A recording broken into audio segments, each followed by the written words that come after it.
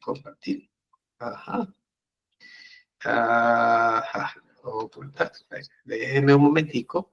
Disculpen, muchachos, que todavía hay ciertas cosas que yo no domino. Aquí está. Que no domino esto. Ya, déme solo un momentito. Tú prepárate, entonces yo Sí. voy preparando Compartiendo aquí el efecto Morphy, ¿no? Ventana, ¿no? Vamos a ver. La ventana. Ok, déjenme levantarla. Mientras Iván busca allí, les voy entonces a poner al tanto a algunas personas por si acaso no sabían lo que estábamos haciendo. Tenemos ya un tiempo para acá haciendo un curso de astronomía de posición. Primero hicimos un nivel básico en el cual participaron bastantes personas. Inicialmente participaron unas 20 personas y 14 obtuvieron el certificado de participación, ¿ok? Lo cual significa que realmente de 14, 6 siguieron del principio hasta el final, digamos, ese curso. El primer nivel, digamos, fue un nivel bastante básico, pero importante para la introducción de unos programas que Iván, uno de ellos, él mismo lo hizo y es parte fundamental inclusive del trabajo en sí del curso, ¿ok? Además de que él aportó un programa que se llama Skywatch, que ustedes saben muy bien la utilidad que tiene, un planetario, ¿ok? Luego, visto el éxito del primer nivel, decidimos ir a un segundo nivel de astronomía de posición, nivel medio, ¿ok? En el cual Iván también, con gran destreza, manejó muy bien realmente la situación, haciéndolo muy didáctico del principio hasta el final.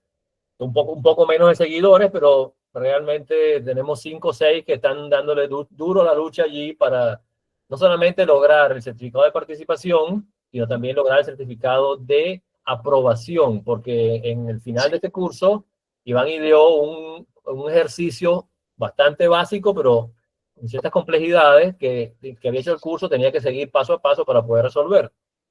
La idea era que todos los cursos que nosotros hacemos tengan una sección presencial de inicio y una de final, primero para presentar el proyecto del curso y final para poder, en este caso de hoy específicamente, resolver el ejercicio de ese último nivel medio. Entonces, ahora sí te doy la palabra, Iván, para que expliques más o menos en qué punto... Ok, vamos a hacer la pregunta de rigor. ¿Ustedes ven la presentación? Sí. Sí. Bueno, sí. Excelente. Entonces, fíjense, ¿cuál es el objetivo de la presentación de hoy? Bueno, como dice aquí, es una sesión especial. Es el desarrollo del proyecto, de astrometría, con la idea de comparar los resultados que yo he hecho contra los que ustedes tienen, y entonces cositas que ustedes no pudieron conseguir con precisión, pues terminen de precisarlas, ¿no? Ok, voy a hacer avanzar la página y pregunto, ¿ustedes ven la presentación? Estoy ahorita en la lámina 2. Sí. Ah, maravilloso, está funcionando esto. Bueno, entonces el contenido del curso, como bien sabe, en realidad son 3 niveles, ¿no? Hemos visto de manera exitosa y con la buena pro de ustedes, el nivel 1 fue un éxito. Yo me sentí muy emocionado al ver que había personas que nos siguieron y apreciaron el trabajo. Y el nivel 2 era el nivel que más teníamos preocupaciones, porque ya es un nivel, es un nivel, como su nombre dice, un nivel 2, en la que la cosa ya se pone seria, porque ya pongo a calcular las cosas, a las personas, a los colegas, a los alumnos. Pero la clave de todo, del nivel 2, es que ya no vamos a hacer como en los viejos tiempos a pico y pala los cálculos, sino que hay una hoja Excel que nos va guiando a la mano. Entonces, ese es aprovechar todo el poder tecnológico que tenemos. Excel ha sido uno de los programas que ha sido como no tan apreciado, ¿no? Ha habido programas que han querido sustituirlo, pero Excel es una de las maquinarias matemáticas más poderosas que se han desarrollado, ¿no? Y es bueno que la gente que es joven, que va a ser ingeniero, aprenda su uso intensivo, porque hoy en día es una máquina estándar, ¿no? Y sobre todo, hay algo muy importante que deben ustedes aprender de Excel, que es el lenguaje el Visual Basic de Excel, que eso es una maravilla, ¿no? Aunque usted no lo crea, yo aprendí el Visual Basic ya viejo, apenas hace unos años para acá, por necesidad, y les digo que es una maravilla tecnológica y yo lamento no haberlo aprendido desde más joven, ¿no? Entonces yo les recomiendo que aprendan a manejar todo el potencial de Excel. ¿Por qué? Porque hay muchos recursos, ¿no? Hago un apunte allí, Iván, porque Astrodidacta no solamente es astronomía, y lo adelanto ahorita, aunque ya en el grupo lo he ido mencionando. Inclusive estamos haciendo ahorita por lo menos un curso online, en diferido, lógicamente, lecciones grabadas sobre Photoshop, que es un programa de procesamiento de imágenes, pero hemos ofrecido para que la gente aprenda a utilizar tanto el Word como el Excel. Sí, señor. El Muy Word, bien, excelente, los informes científicos hay que escribirlos, hay que redactarlos en algún momento, ¿ok? Y el Excel, por lo que mismo tú estás diciendo y explicando en este momento. Así que de aquí a diciembre y saldremos con esos dos cursos, de Word y el de Excel. Excelente. Bueno, eso es una iniciativa extraordinaria, pues, porque entonces nuestra gente aquí de Astrodidacta, sobre todo la gente joven, va a adquirir unas herramientas poderosas, ¿ves? Y va a encontrarse con que entonces ya tiene un pie adelante cuando vayan a ir a los estudios universitarios. Excelente, ¿no? Bueno, y entonces el nivel 2, como ustedes saben, tiene que ver con dos problemas básicamente. Calibrar una placa fotográfica, identificación de un objeto, una placa fotográfica, y calcular objetos celestes en el firmamento, ¿no? O sea, convertir elementos de órbita en posición de objetos celestes. Y ese es el poder del programa Astro, ¿no? Tentativamente, eso lo hemos hablado Daniel y yo, tentativamente estamos pensando de la posibilidad de un nivel 3, que sería ya cerrando el ciclo de lo que es la astronomía. La astronomía entonces comienza en el nivel 1 como una curiosidad que tiene que ver con la investigación, con la ubicación, entendimiento de las constelaciones, y después pasamos a un nivel serio donde calculamos la posición de objetos celestes y entonces en el nivel 2 convertimos elementos de órbita en ascensión, recta y declinación, ¿ves?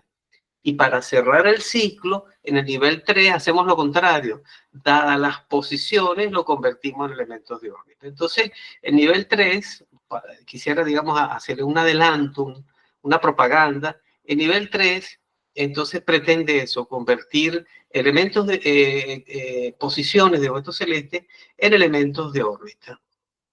Eso es algo que quedaría para ver en algún momento si tenemos, digamos, adeptos o gente interesada en ese nivel. O sea, sería en pocas palabras que si un observador, por ejemplo, Douglas, que es un observador de cometas bastante hábil, observa un cometa durante 15 a 20 días y toma las posiciones sobre un mapa sin de declinación, podría calcular sus propios elementos de órbita, tal vez no con la precisión exacta que exigiría un JPL o NASA, pero sí por lo menos podría calcular él mismo su propio elemento de órbita básico y poder comparar. Algo así sería el tercer nivel. Exactamente, ese es el punto, ¿eh? De tal manera entonces que una persona que ve los tres niveles de este curso simplemente ha cubierto lo que debe saber tanto un aficionado a la astronomía como un astrónomo. Los astrónomos tienen que saber estas cosas y los aficionados también. Y entonces ese es el punto, este curso es como el lenguaje que permite interconectar los aficionados a la astronomía y los profesionales en la astronomía. De tal manera que la persona que adquiere estos conocimientos está en capacidad algún día de ir hacia la astronomía y llevaría una base, ¿no? Ese es uno de los beneficios de este curso, ¿no? Bueno, permítame entonces avanzar una lámina. Entonces, bueno, como ya saben, nosotros estamos concentrados en el nivel 2, que es el cálculo de coordenadas, ascensión recta y declinación, y a partir del conocimiento de elementos de órbitas de cometas y asteroides y el manejo del programa Astro 1 Excel. Como se acuerdan, el programa Astro 1 Excel no es el único programa que se maneja. Hay un programa que es el programa X y Z. Ese programa X y Z genera una alimentación que necesita Astro 1 para que pueda obtener las coordenadas que ustedes buscan. Normalmente las coordenadas X y Z eran en la época que nosotros, cuando yo daba esas clases en el planetario como en los 90, el dolor eterno de cabeza, porque había que buscar manuales, había que buscar diferentes bases de datos para obtenerlo. Entonces, en vista de eso, en esa época yo lo que hice fue recabar todas las ecuaciones y conocimientos para poder generarlas, calcularlas sin necesidad de estar pariéndolas, vamos a decir, buscando bases de datos, ¿no? Entonces, de manera pues que el nivel 2 consiste en eso, ¿no?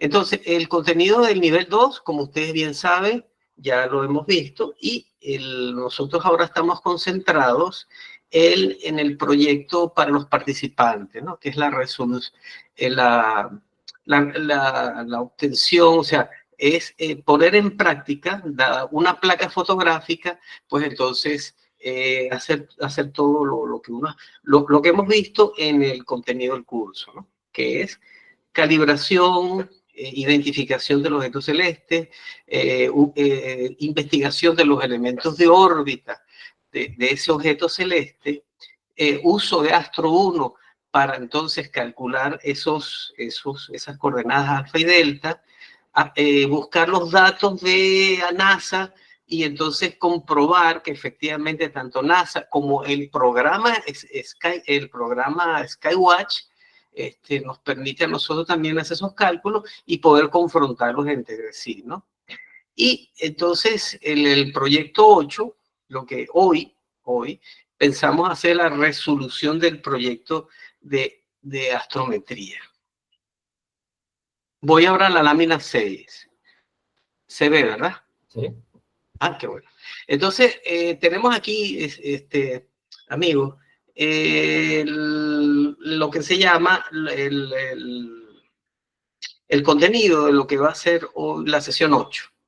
Entonces tenemos el planteamiento del problema, calibrar una placa fotográfica, comprobar que el punto en la placa señalado con una flecha no es una estrella, revisar la referencia del Observer Handbook con el objetivo entonces de saber la ascensión recta y declinación del asteroide para ese entonces, y etcétera, ¿no? Entonces no quiero, digamos, alargarme mucho aquí, pero, por ejemplo, fíjense que a mano izquierda puse cada punto tiene su sitio en nuestro curso donde ustedes pueden entonces revisarlo. Por ejemplo, aparte de calibrar, revisan sesión 1, nivel 2, el punto 3, que es comprobar que el punto en la placa señalado no es una estrella, entonces sesión 2, nivel 2, etcétera, ¿ves? Vamos a revisar el planteamiento del problema rápidamente, ¿no? Entonces, ¿cuál es el problema? El problema es que hay una lámina, que la lámina número 9 de este curso, ¿ok?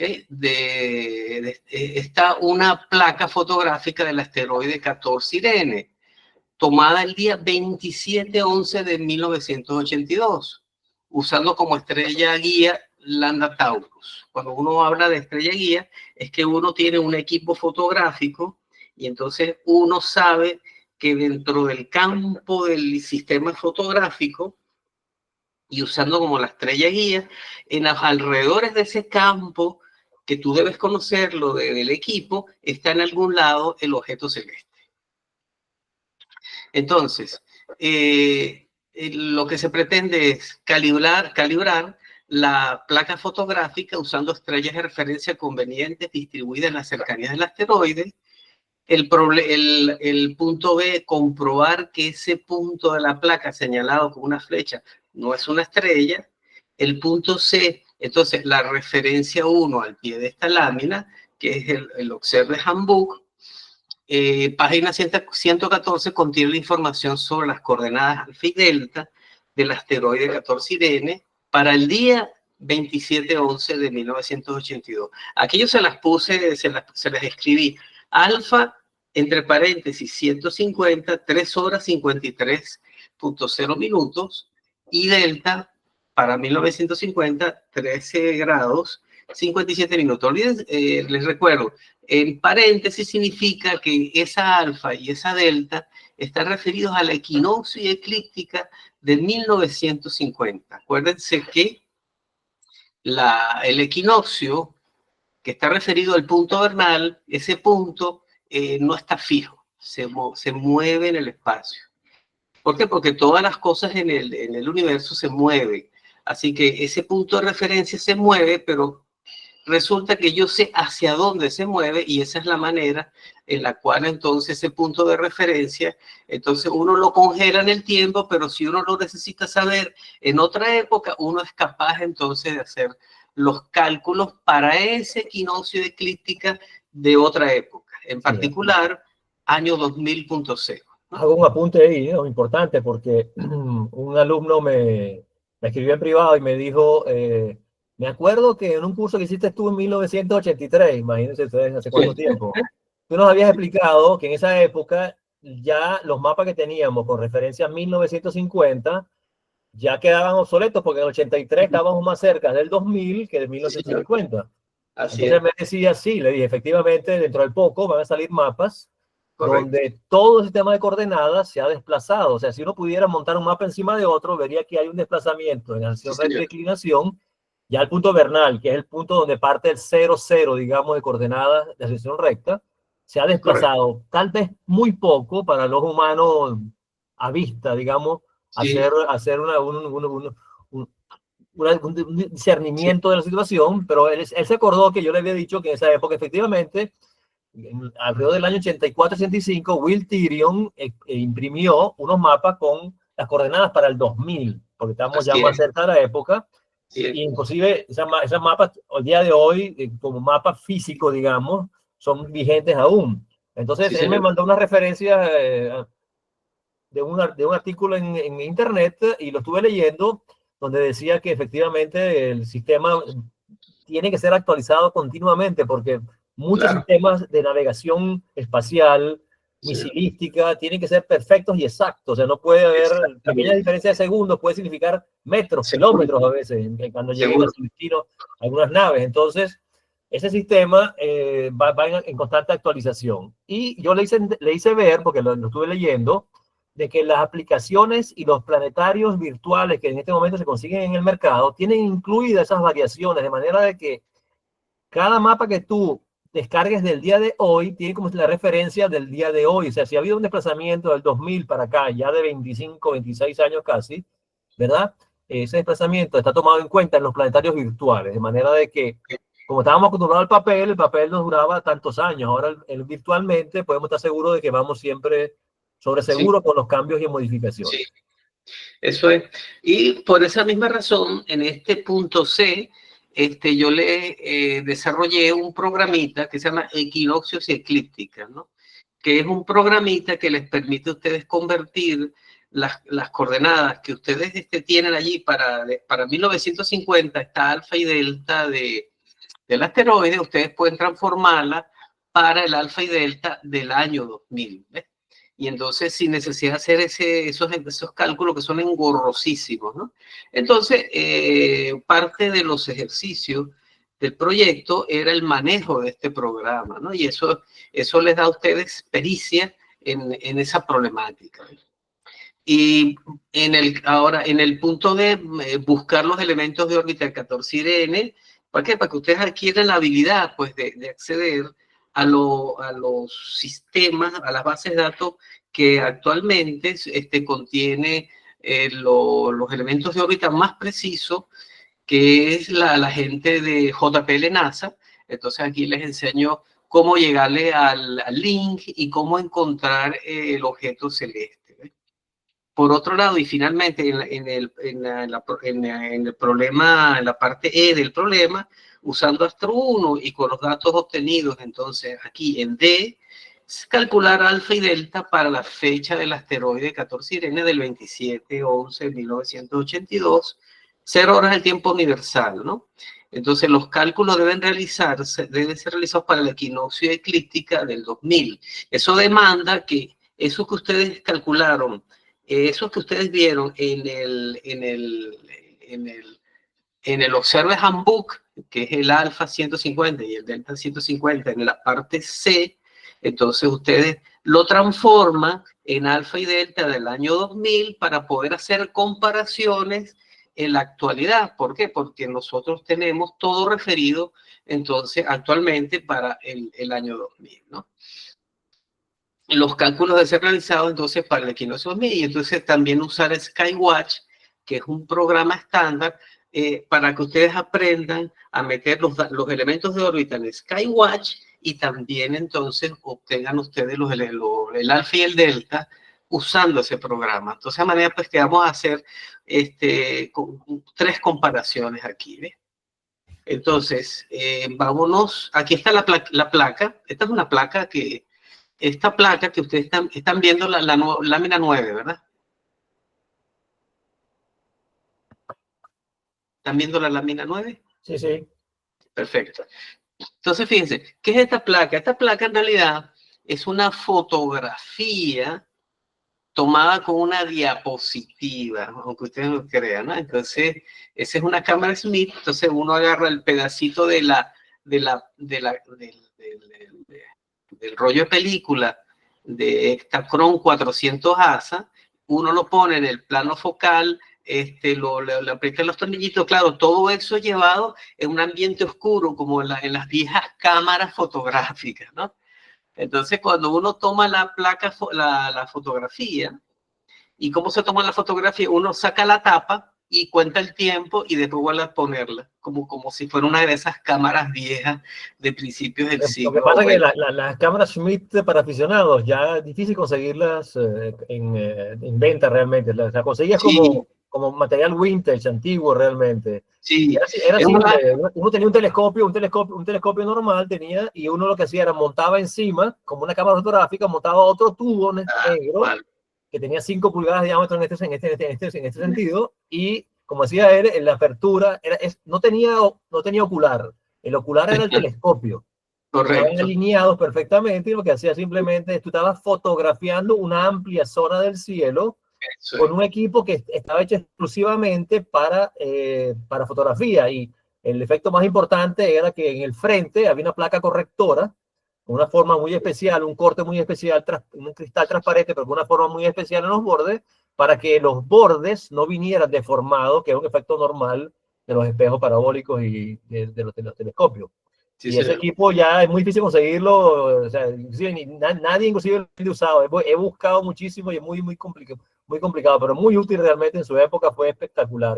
En Mérida tenemos una de las más grandes del mundo, en el SIDA, de 1 metro de diámetro exclusivamente.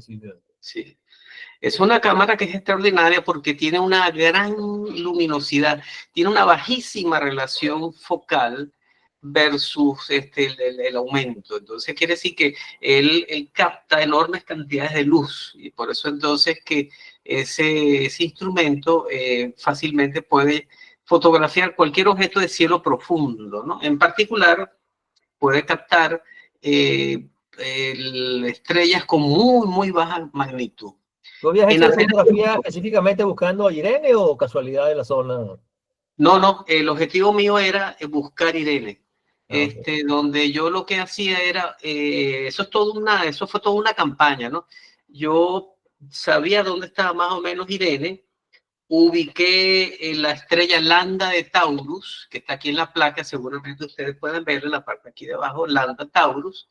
Entonces me monté Lambda Taurus, el centro del ocular, que tenía un retículo, y también yo tenía una máquina, un equipo de aceleración, retraso, de la frecuencia del movimiento del reloj del telescopio.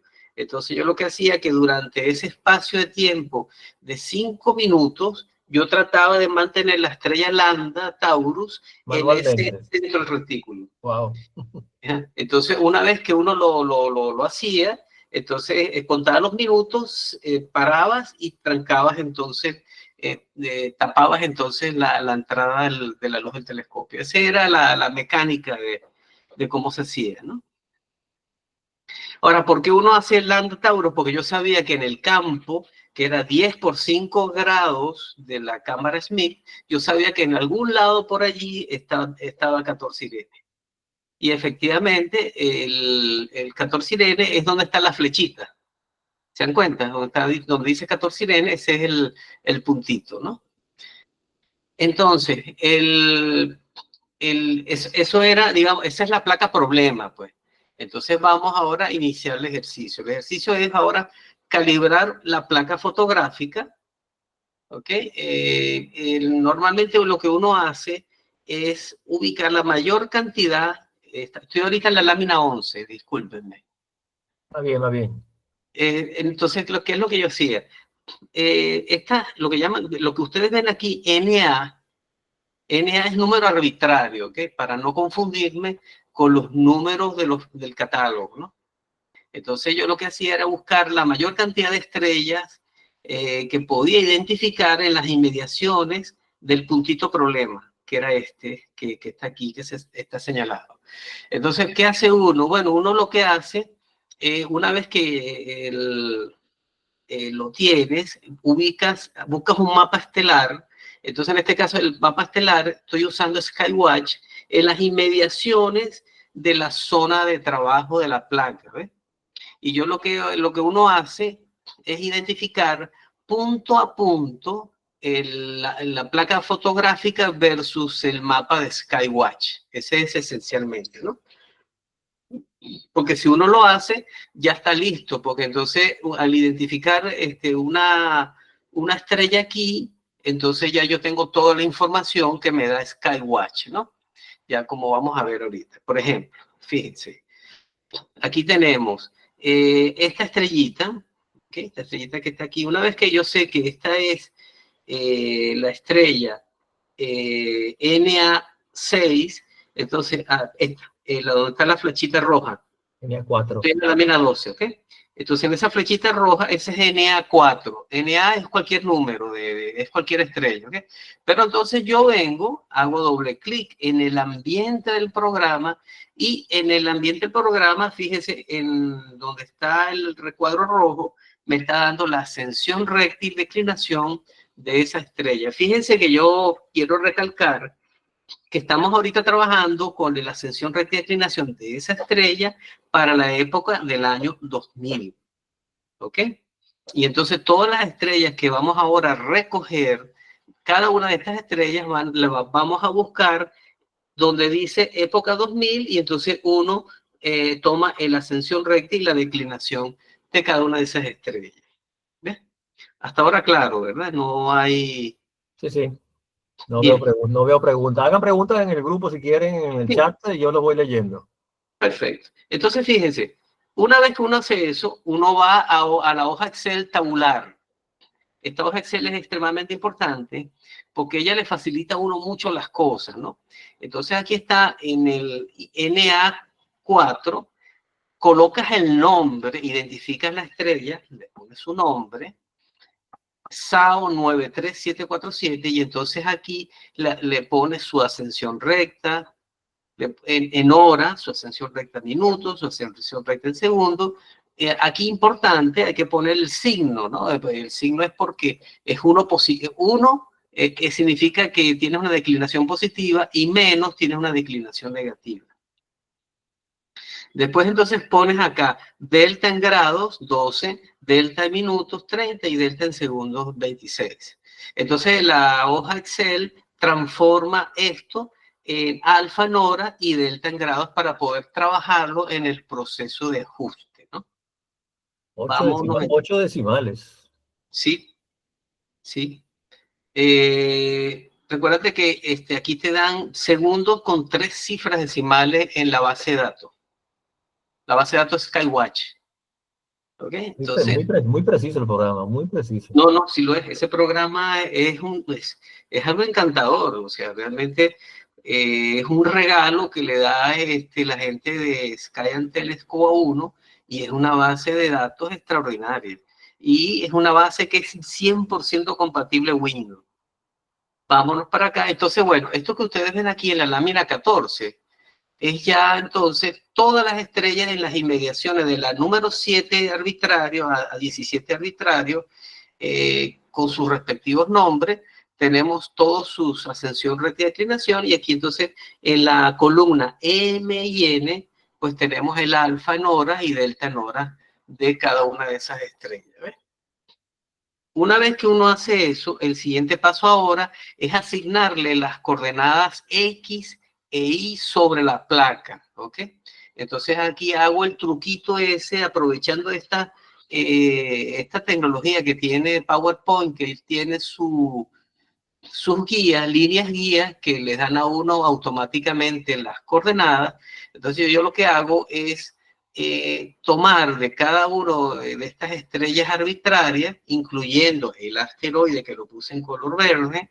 Entonces uno tabula las coordenadas X e Y. Es imprescindible que una vez que empiece a hacer cálculo, la placa no puede moverse. Entonces, aquí yo le puse un halo azul para asegurarme de que no se vaya a moverme la placa gris cuando vaya yo haciendo las medidas, porque eso a veces sucede, que por accidente uno mueve un poquito la placa y entonces uno arruina los cálculos. Entonces, la cruz del centro sería el eje cartesiano XY.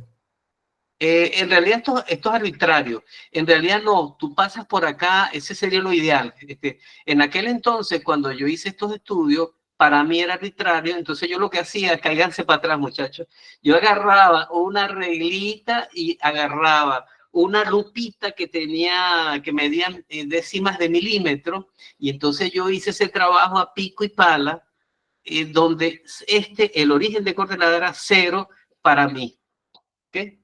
Para el caso de PowerPoint es irrelevante, pues, porque como él da las coordenadas, independientemente qué sistema de referencia use, lo importante es que la placa se mantenga fija y entonces tú obtienes tus coordenadas arbitrarias. ¿Okay? Por ejemplo, si tú pusieras aquí la guía, aquí no es 0 exactamente, ¿okay? Pero no es relevante, porque yo estoy usando ahora el sistema de referencia de PowerPoint, cualquiera que sea, ¿no? Eso es arbitrario.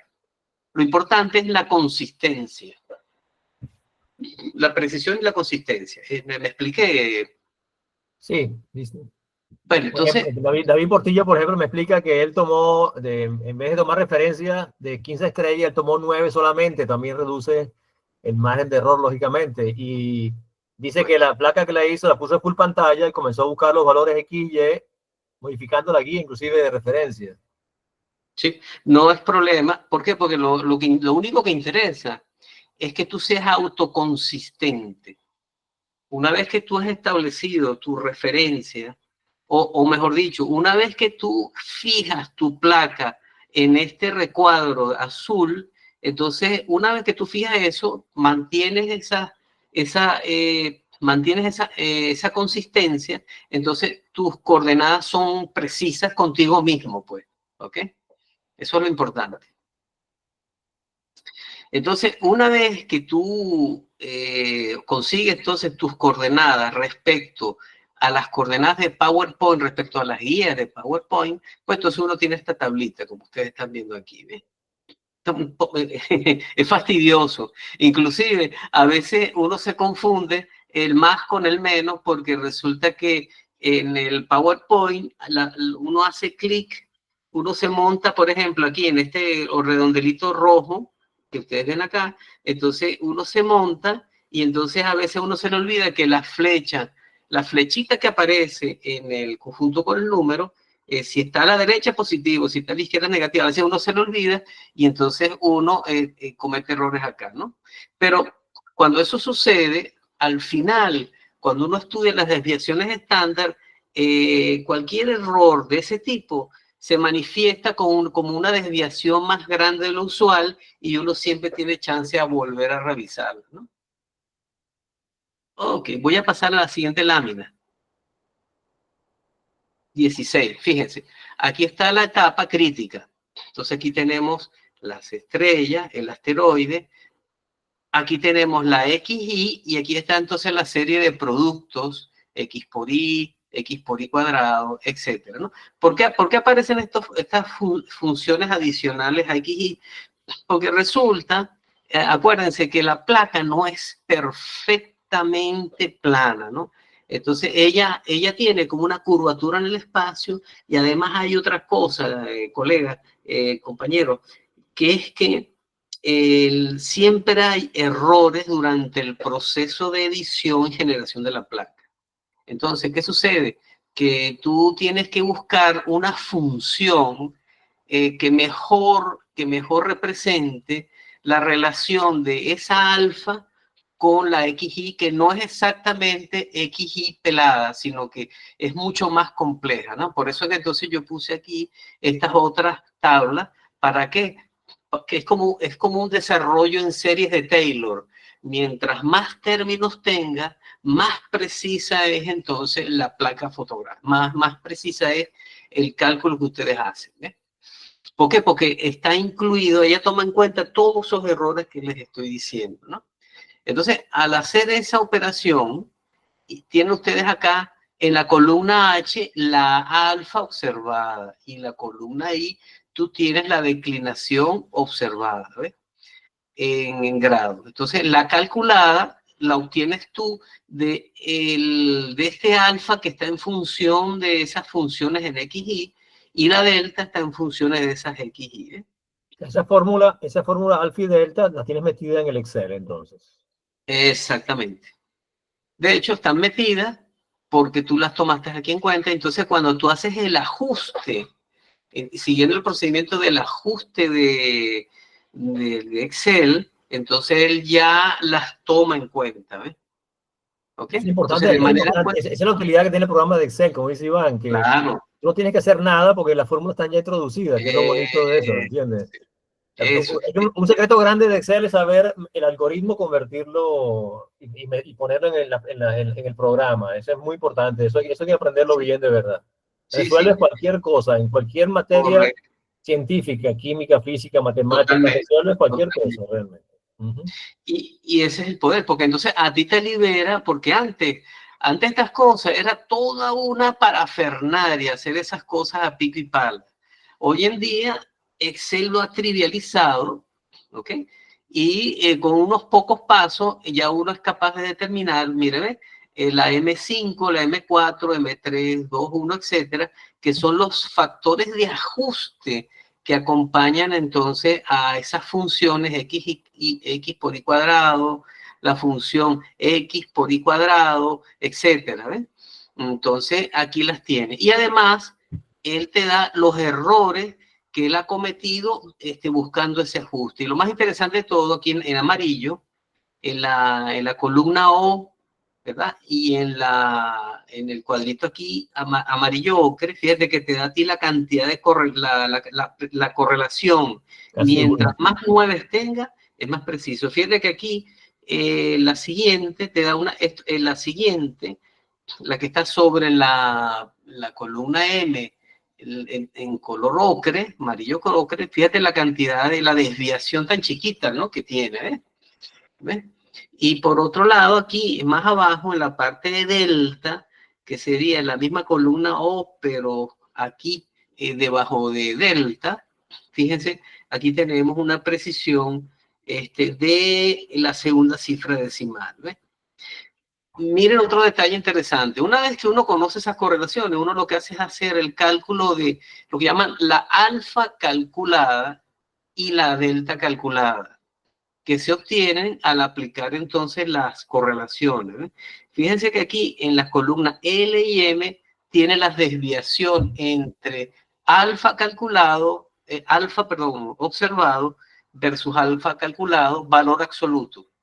Entonces, fíjense que en realidad es bien bajito. Tienes aquí una desviación en la zona amarilla, en la columna L, amarillo. Fíjense, en la parte amarilla tienen ustedes acá una, dos, tres, cuatro, una desviación bajita en la cuarta cifra decimal. ¿Ves? También depende del número de estrellas calculadas, lógicamente. Claro, en el número de estrellas calculadas y, por supuesto, siempre acuérdense que la placa que yo estoy usando no es la placa original que yo tenía, sino esa es una placa que yo proyecto sobre papel y entonces ya eso genera errores, ¿se dan cuenta? No es lo mismo estudiar la placa directamente que proyectar la placa en papel, ¿se dan cuenta? Entonces, pero como el objetivo mío es enseñar el procedimiento, entonces uso eso como un recurso pedagógico, ¿no?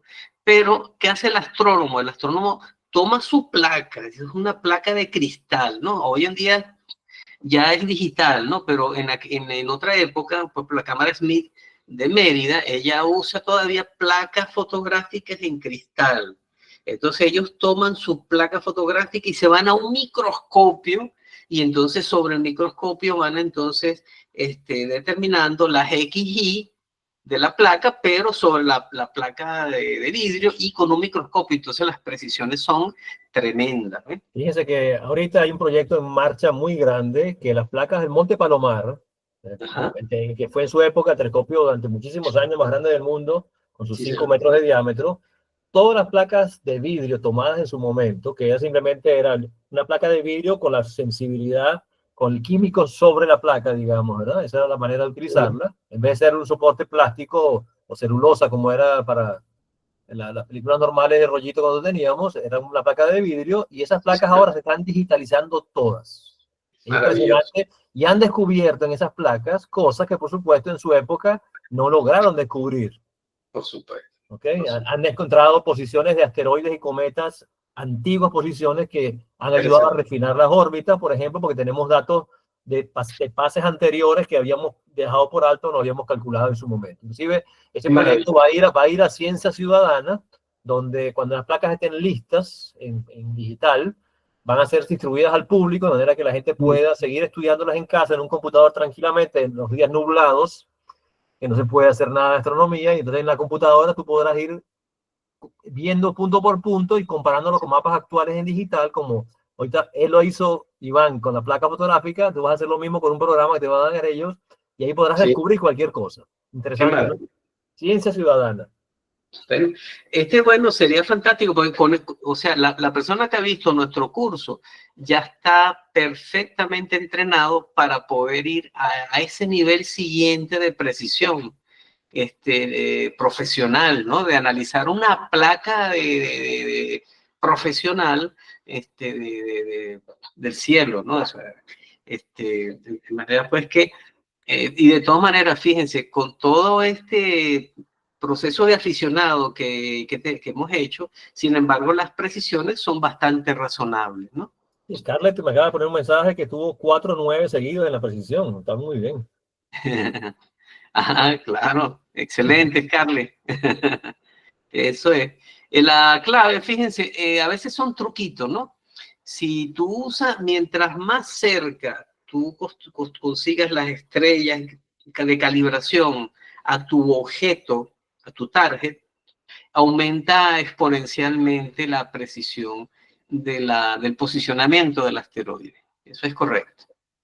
Miren, entonces, y aquí, por ejemplo, fíjense, en la línea 15 de la hoja Excel están estos números en verde. Ya entonces estas son la alfa y la delta calculadas con las correlaciones, y entonces aquí podemos tener ya con mucha precisión, fíjense, el alfa y el delta. Acuérdense que 0.0003, eso es, acuérdense, horas. Si lo multiplican por 3600 se vuelve segundo, y eso equivale aproximadamente a un segundo de tiempo. Si ustedes agarran 0.05 grados, que es en delta, lo multiplicas por 60, se vuelve unos 3 minutos. ¿Ves? Entonces, ¿qué significa? Ese minuto de tiempo representa tu error, es decir, que tú vas a expresar tu alfa y tu delta hasta los segundos, más o menos un segundo. Y en el caso de la declinación, tú vas a representar tu declinación más o menos 3 minutos. Y así entonces, como está en el cuadrito este verde que ustedes ven, es la forma correcta como debe ser expresada el posicionamiento del asteroide, con sus errores respectivos según las desviaciones que hemos encontrado. Ese es, no solo aplica en astronomía, eso aplica en todos los campos de la ciencia. ¿Okay? Me Sí, corrige, tú ibas a decir.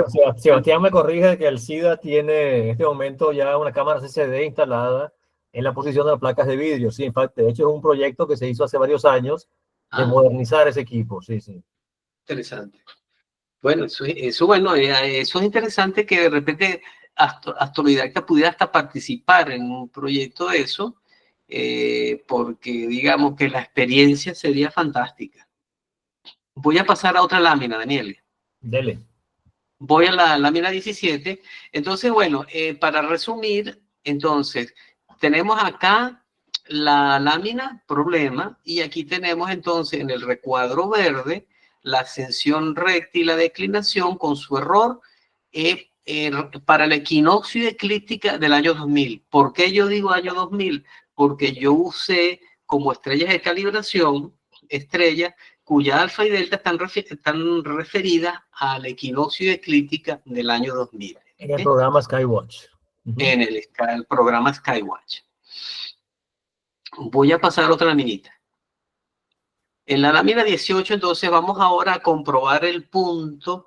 Vamos a comprobar que el punto en la placa señalado con una flecha no es una estrella. Entonces, vamos a aplicar los procedimientos que ya habíamos visto en este curso. Uno lo que va a hacer, estoy en la lámina 19, ¿verdad? Sí. Bien, entonces nosotros lo que hacemos, la placa de Skywatch con la que veníamos trabajando, la vamos a hacer transparente con los procedimientos que vimos y una vez que la tienes transparente, le vas a aumentar de tamaño hasta escalarla con la placa fotográfica. Y aquí está, ¿no? Yo a propósito puse como, no quise superponer las estrellas con las estrellas, las blanquitas son las estrellas del mapa Skywatch y las negritas son la placa fotográfica. Yo lo hice a propósito para que dejarlo así como un fantasmita, ¿no? Aquí está, por ejemplo, en el caso de NA15 está la estrella blanquita y al lado está el puntito negro, si ustedes lo pueden ver. Sí, sí. Se ve Entonces, mejor en el Delta Tau, se ve mejor. Lambda Tau se ve mejor. Eso es. Eso yo lo hice solamente por razones pedagógicas. Porque, ¿para qué? Para entonces mostrarles que cada estrella de esta tiene su correspondiente en la placa, pero importante, y aquí entonces yo lo escribí, es importante mencionar que para la fecha del 27 de noviembre de 1982, la magnitud del asteroide 14 Sirene fue de 10.8. Esta información es obtenida en el Observer's Handbook. Entonces, ¿por qué es tan importante eso? Bueno, porque la placa fotográfica del Skywatch, perdón, el mapa de Skywatch, tiene hasta magnitud por encima de la magnitud del asteroide 14 Sirene, cerca de 11, ¿ok? ¿Por qué yo hago eso? Para asegurarme de que, para asegurarme que si yo no veo estrellas en los alrededores de 14 Sirene que está marcado aquí, pese a que hay estrellas que yo puedo ver hasta magnitud 11, significa que definitivamente no hay estrellas que pudieran confundirse con el asteroide. No sé si el asteroide allí es un puntico negro y no hay puntico blanco al lado. Ese es el punto. Y la clave de eso es que tu mapa, el mapa que tú usaste, debe tener entonces una magnitud ligeramente superior a la magnitud del objeto problema. Una vez que tú haces eso y no ves punticos blancos, ya tú dices, ese es un objeto adicional. Como curiosidad, compañeros, fíjense que esta estrellita que está aquí La están viendo que yo puse aquí como una incógnita, una flecha roja. Sí. Bueno, no hay correspondiente en el Skywatch. ¿Qué será eso? No sé, eso es una incógnita que yo quería compartir con ustedes, ¿no? Ahí les dejo eso. Si a ustedes les entusiasma el problema, para averiguar qué es. ¿Se ve, Daniele? Sí, sí, veo la idea, pero sé a quién pasarle el detalle de la investigación. Ok, ok, perfecto. Entonces, ahí les dejo, como dicen por ahí les dejo eso, ¿no? Entonces, fíjense que vamos bien, ya hemos entonces descartado de que ese puntito, que es 14 Irene, es una estrella. Nos vamos ahora a revisar la referencia Observe Handbook. Simplemente yo usé esta referencia solamente para verificar la ascensión recta para el 27 del 11 de 1982 y lo importante, la magnitud, que es muy importante para poder trabajar con eso. Importante, vamos yo también aquí anoté algo muy importante, porque fíjense, aquí tengo la coordenada ascensión recta y declinación de 14 Irene en el recuadro verde, ¿ok? Pero tengo aquí la misma, el 14 Irene, ¿ok? Y hay diferencia, y la diferencia se debe a que estas coordenadas están referidas a 1950, mientras que las del recuadro verde están referidas al año 2000. Entonces, en la siguiente lámina, voy a pasar la siguiente lámina. Hay que hacer entonces las correcciones por equinoccio equilibrio, convertir las coordenadas que vimos aquí en 4, entonces convertirlas al año 2000 para que entonces sean comparables, ¿no? Entonces yo voy a pasar, y aquí está entonces ¿cómo se llama esto? Todo el cálculo. Aquí le hice unas mejoras al programa Equinoccio para ustedes, y eso se lo envié a Astrodidacta para compartirlo, ¿no? Esta versión tiene una característica que es la siguiente, fíjense. Aquí está el problema, 3 horas 53 minutos, si se fijan en la columna A2, perdón, la columna B2 y D2, ahí están los valores, 3 horas 53 minutos, esa es la entrada. Y lo mismo la declinación, 13 grados 57 minutos. Uno pone esos valores y como ven, él hace los cálculos automáticamente. Hay un detallito que es, por ejemplo, aquí no hay problema, ¿ve? Aquí nos me está diciendo que el alfa para el año 2000 es 3 horas, estoy ahorita en la columna G, línea 10, ¿ok? Donde dice corrección por exceso de los minutos. Alfa para el año 2000, 3 horas, 57.79. Aquí no hay problema, pero fíjense en el siguiente, corrección por exceso de los minutos, ¿no? Porque resulta que cuando tú sumas en la columna J, ese J 17, aquí está 17 y J17 hay 65.79 y entonces está sobrepasado, debería ser 60, ¿se dan cuenta? Sí. Entonces, uno lo que hace es que ese pequeño exceso se lo da a los grados, que entonces en este caso sería 14 grados, 5.7 minutos. Entonces, este cuadrito rojo, que es la corrección por exceso de los minutos, es una cosa que yo se los hago automáticamente para prever ese detalle, ¿de acuerdo? Y entonces no vayan a tener problemas. Entonces, al final, eso se hace de manera automática, ese cálculo, y al final la conclusión que está en el recuadro azul, pues entonces tenemos el valor ya entonces de 3 horas, 55 minutos, 47 segundos, aquí, entonces miramos a compararlo, 3 horas, 55 minutos, casi 56, y aquí 56, ¿ves? Y acá, en el recuadrito azul,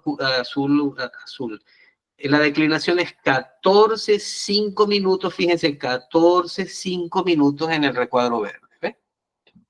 Entonces, con eso, podemos hacer comparable lo de 1982 con lo del año 2000. Para eso sirve, entonces, el programita de los equinoccios, ¿ok?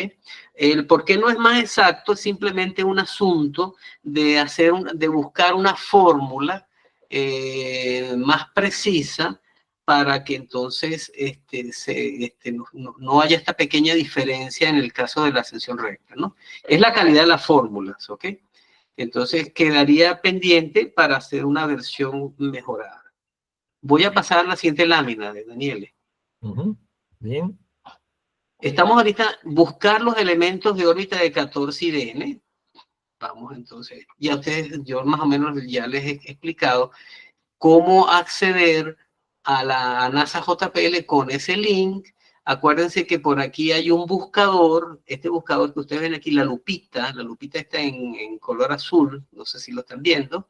Entonces ustedes ponen ahí 14 Irene y entonces él se va entonces a donde está 14 Irene y ahí están sus elementos de órbita, ¿no?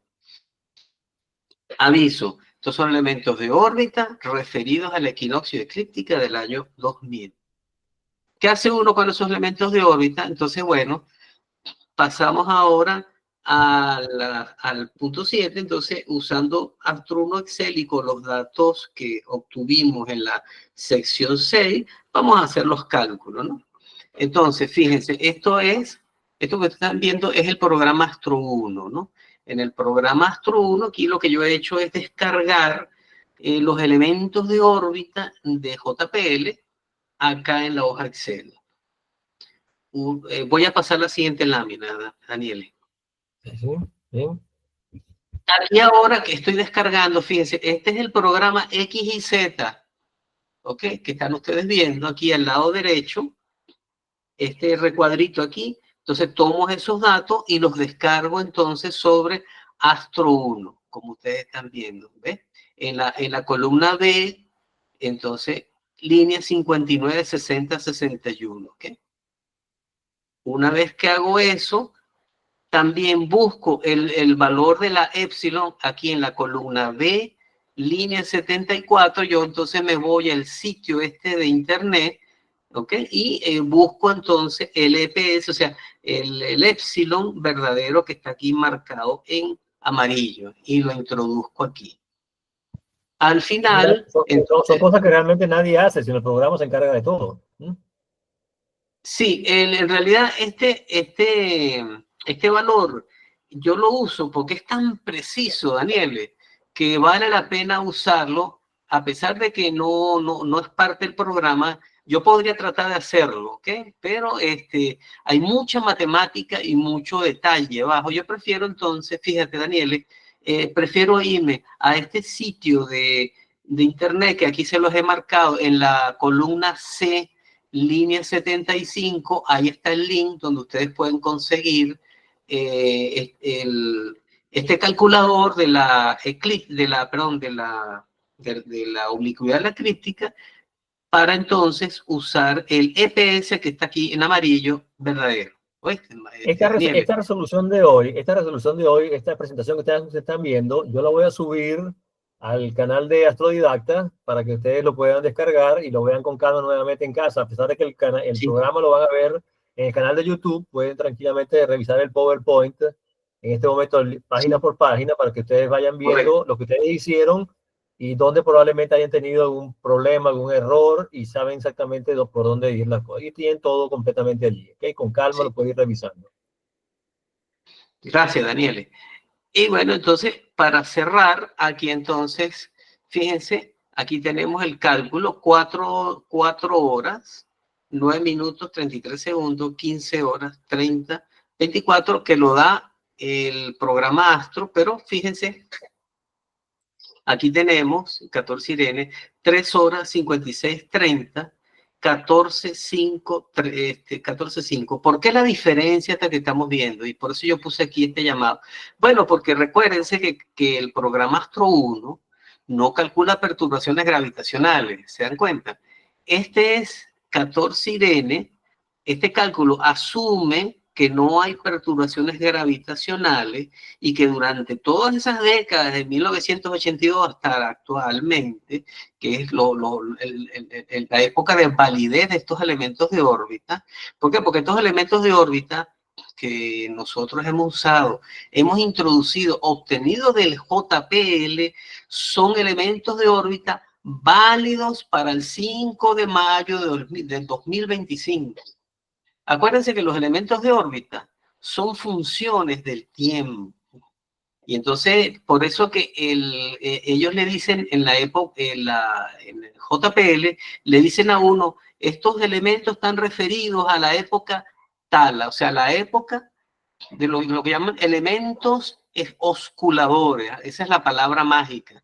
Esta época de los elementos osculadores significa que es la fecha de máxima validez de los elementos de órbita, porque a partir de esa fecha comienzan a variar los elementos de órbita. ¿Por qué? Porque entonces son perturbados por los elementos del sistema solar. Sí, eso es lo que yo decía antes, eso es lo que yo decía antes, los planetarios actuales y los datos de JPL, la época es la del momento que tú los pides, los datos. Eso es lo importante, que la actualización es en tiempo real, o sea que ellos desplazan todo el sistema de coordenadas, digamos casi día por día, tal vez milésimas de segundo de arco, pues se va desplazando, moviendo, pero en el tiempo del 82 para acá ha pasado mucho, realmente, ¿ok? Estamos hablando de 43 años de diferencia, ¿no? Entonces, es bastante. Lo importante que aquí se tomó en cuenta es nombrarlo, porque lógicamente no podemos hacer ese cálculo, es que todos los cuerpos del sistema solar ejercen perturbaciones sobre los cuerpos menores. Correctamente. Al pasar cerca de un cuerpo grande, un cuerpo pequeño, su órbita se ve modificada. Por eso es que es importante hacer seguimiento continuo en tiempo real de todos los asteroides que se descubren. Ahí está la dificultad justamente de poder decir si un cuerpo choca o no contra la Tierra. Cuando se hicieron esos cálculos, acuérdense del 2024 IR4, donde había unos cálculos equivocados porque había pocas mediciones. Así es. De órbita, todavía no estaba definido, y había aún que tomar en consideración que iba a dar una vuelta por la Tierra, primero en el 2028 y luego 4 años más tarde en el 2032. En todo ese periplo de 2 periodos completos, 2 vueltas completas, todos los cuerpos celestes del sistema solar han ejercido algún efecto sobre el asteroide famoso, que era un peligro para la Tierra y se convirtió, ahora tal vez, en un peligro para la Luna, vamos a llamarlo así, pero metafóricamente hablando, porque realmente ni siquiera está pequeño, que no es un peligro, pero de todos modos ya sabemos que de dónde vienen esas imprecisiones, que cuando la ciencia periodística no es específica, ellos toman en cuenta como si fuera el momento que ocurriría eso ya, pero no toman en cuenta que en el futuro, porque para nosotros es un futuro cercano inclusive, van a ocurrir hay otros números, otros elementos de órbita, y el periódico lógicamente jamás hablará de eso. Exactamente. Y entonces, fíjate, yo lo que hice, además, para que no perder de vista, es lo siguiente. Fíjense, aquí yo les puse, esto es la corrida en gris, lo que ustedes ven aquí gris, que dice Skywatch, es el resultado del posicionamiento del asteroide 14 Irene para la fecha del 27 de noviembre de 1982.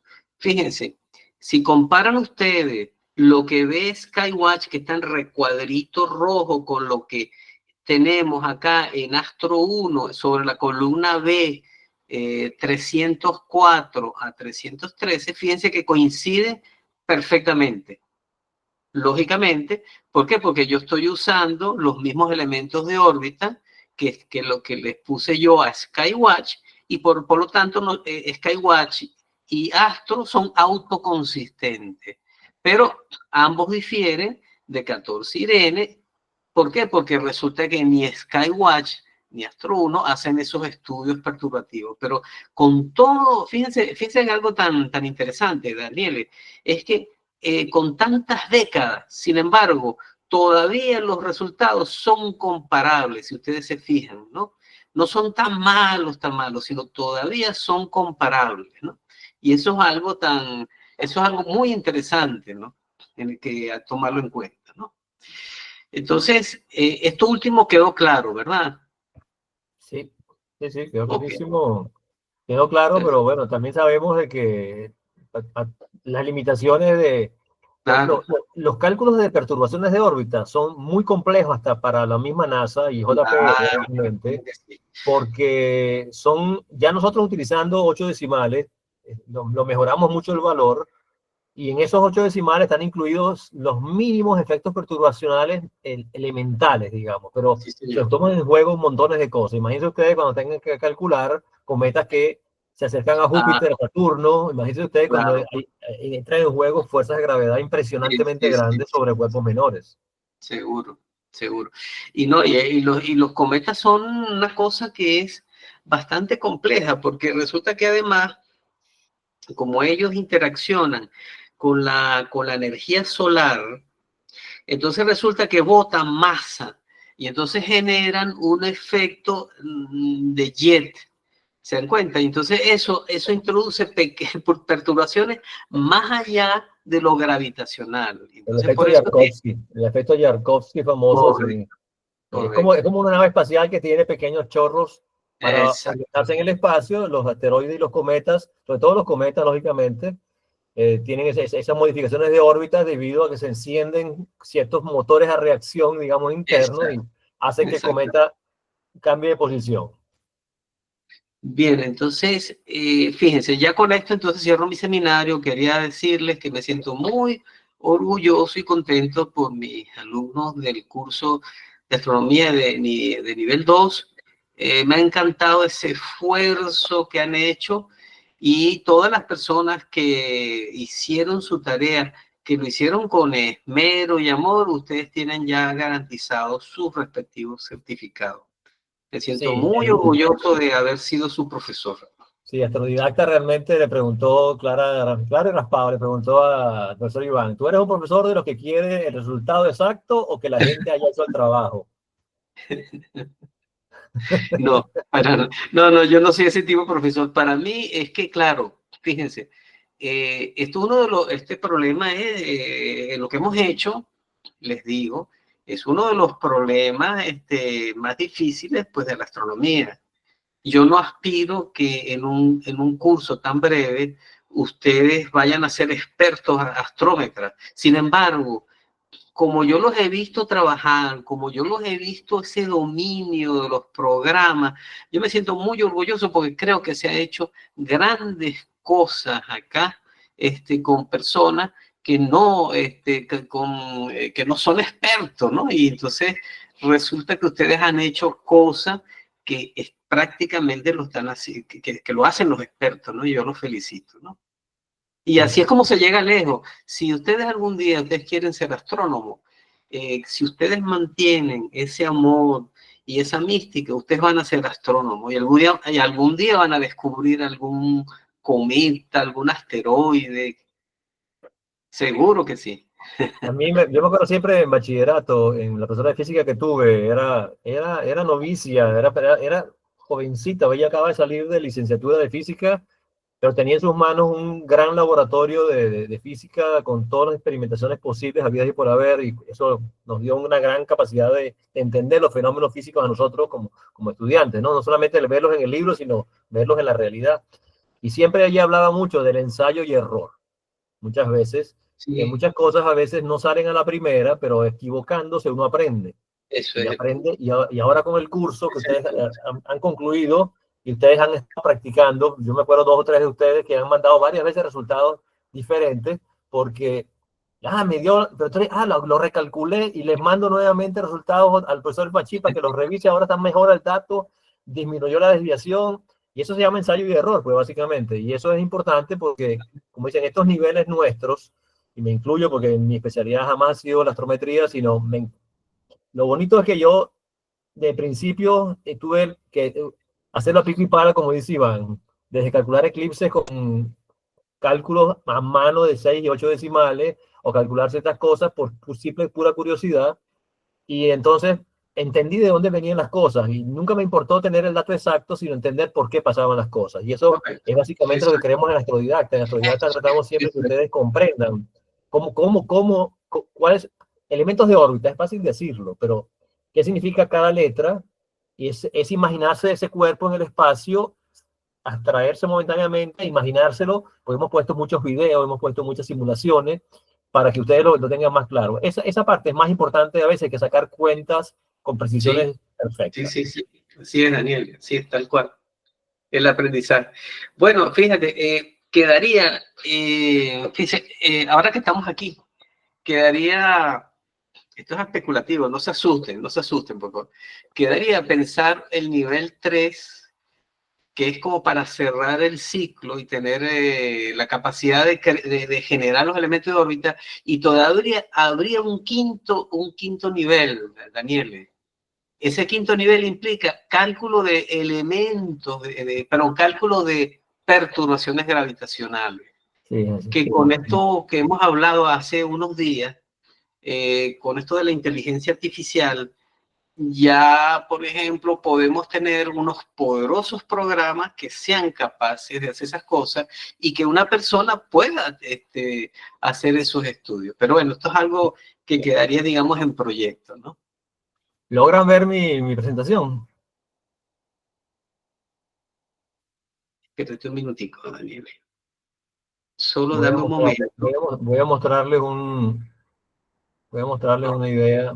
No veo tu presentación. ¿Ahora? Ajá, sí la veo, Daniel. Ok, Sí la fíjense veo. lo siguiente. Este sistema, el Francisco Vito, es un astrofotógrafo que pertenece al grupo Astrodidacta, está en las afueras de Barcelona, y él es un excelente astrofotógrafo, realmente con exposiciones fotográficas de 15, 20, 25 horas, inclusive consecutivas, o sea, acumulativas, y hace unas fotografías espectaculares.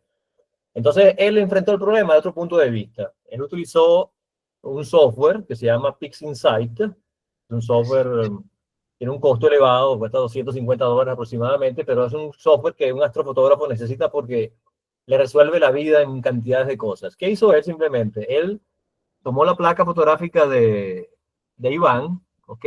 Que habíamos visto, ¿ok? Y le dijo al PixInsight que la estudiara. Y PixInsight descubrió en el cielo una zona que se asemeja a esa zona. Si ustedes miran, ¿logran ver la segunda diapositiva? Ajá, correcto. Y a la izquierda de la placa Genial. de Iván y a la derecha una Sí, fotografía, ¿ok? Que es la que le da el programa PixInsight a Francisco. Y si ustedes sí, miran, tenemos aquí las dos estrellas Lambda Tauri en el señor. centro, que es la más brillante, que es la que tiene identificada Iván aquí, ¿ok? O sea, él simplemente, la computadora lo que hizo fue, el software es comparar la fotografía de Iván con una fotografía de la Genial, base de datos de ese programa. genial. Luego, ¿qué hizo? Le puso nombre y apellido a todas las cosas que ella ve allí, ¿ok? También puso a 14 Irene, pero sin estar en la placa fotográfica en ese momento. Y eso fue luego, Francisco, para precisar aún más y irse más a la posibilidad de equivocarse en el error, que fue lo que Iván hizo con la reglita de 1/10 de milímetro a mano. El software lo que hace es, se centra en las estrellas y logra con los píxeles, si ven al centro, píxel por píxel, lograr imágenes perfectas, nítidas, Correcto. de manera de estar seguro que estás en el centro real de la estrella. ¿Ok? Él inclusive tuvo que girar un poco la imagen de Iván para que pudiera cuadrar con la imagen que tenía en ese momento. Ahí tal vez está lo que Iván decía, de que las placas con el tiempo, sacando fotos de fotos de fotos, y con el tiempo ha habido errores acumulativos en el proceso de la imagen. Sí, En cambio, el software se da cuenta de que tiene un pequeño desplazamiento en horizontal y vertical, y él lo ajusta automáticamente. ¿Okay? La idea es genial. buscar, precisar que todos sean puntos perfectos y exactos. ¿Ok? Todo esto es software. Aquí la persona no calcula nada absolutamente, pero fíjense cómo la placa, ya como hizo Iván con la transparencia, montó la placa de Iván sobre la placa del programa PixInsight, la cuadró, como Iván lo hizo por transparencia, Sí, sí. y fíjense ustedes cómo el 14 Irene aparece arriba y el puntico está identificado claramente en el zoom que ustedes ven allí, con un puntico central.